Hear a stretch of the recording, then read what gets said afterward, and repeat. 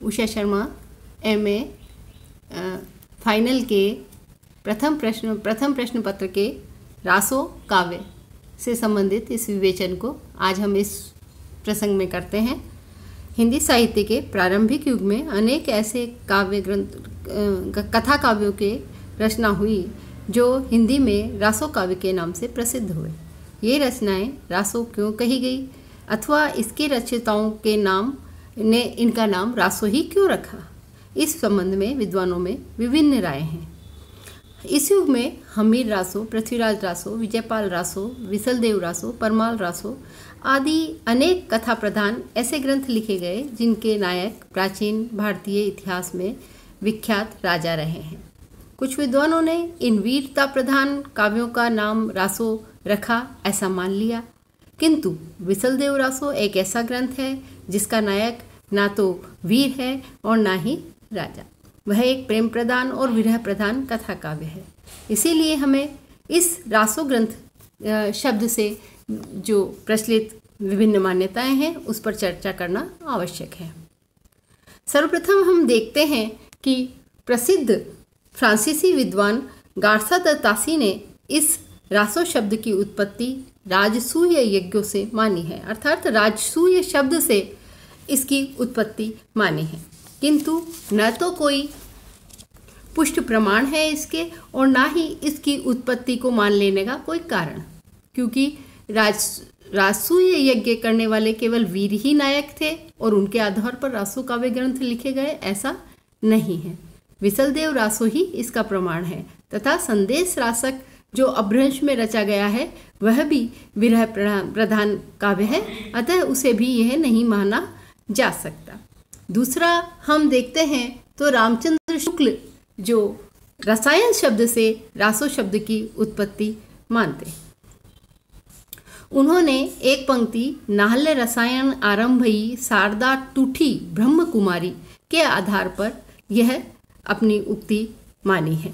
शुक्ल जी का कहना है कि इस ग्रंथ में रसायन शब्द का प्रयोग काव्य के अर्थ में कई बार किया गया है और कालांतर में यही रसायन शब्द बिगड़ते बिगड़ते रासो शब्द हो गया। इसके विपरीत हमने देखा कि काशी प्रसाद जायसवाल और कवि श्यामल दास आदि ने रहस्य शब्द से रासो शब्द की उत्पत्ति मानी है। इस उत्पत्ति की प्रक्रिया उन्होंने इस प्रकार दी है: रहस्य, रहस्यो, रासो और रासो। परंतु इस मत को संगत नहीं माना जा सकता, क्योंकि रासो ग्रंथ का न तो कोई आधार है और ना ही किसी प्रकार का इसमें रहस्यवाद दिखाई देता है। रूप वर्णन में ही कहीं कहीं रहस्यात्मक उक्तियों की झलक जरूर मिल जाए, लेकिन रहस्य जैसा इन ग्रंथों के अंदर कहीं कुछ दिखाई नहीं देता। तत्पश्चात हम एक अन्य विचार करें नरोत्तम स्वामी का, तो उन्होंने रसिक शब्द से इसकी उत्पत्ति मानी है, क्योंकि उनके अनुसार राजस्थान में रसिक का अर्थ कथा काव्य माना जाता है। इसी रसिक शब्द को रासो और रासो नाम से भी जाना जाता है। रसिक संबंधी यह मत हमें काफ़ी नज़दीक तो लगता है, लेकिन फिर भी यहाँ पर थोड़ा सा दिखाई देता है विवाद। चंद्रवली पांडे ने इसे संस्कृत नाट्य साहित्य के एक अंग रासक से रासो शब्द की उत्पत्ति मानी है। संस्कृत नाट्यशास्त्र के अनुसार रासक रूपक और उपरूपक माना गया है। पांडे जी का कहना है कि आरंभ में रासो ग्रंथों की रचना प्रदर्शन के लिए ही हुई थी और इसका प्रमाण वो मानते हैं कि पृथ्वीराज रासो के आरंभ में चंद्रवरदाई और उनकी पत्नी दोनों नट नटी के परस्पर नाटकीय संवाद से इसको लिखते हैं, प्रारंभ करते हैं।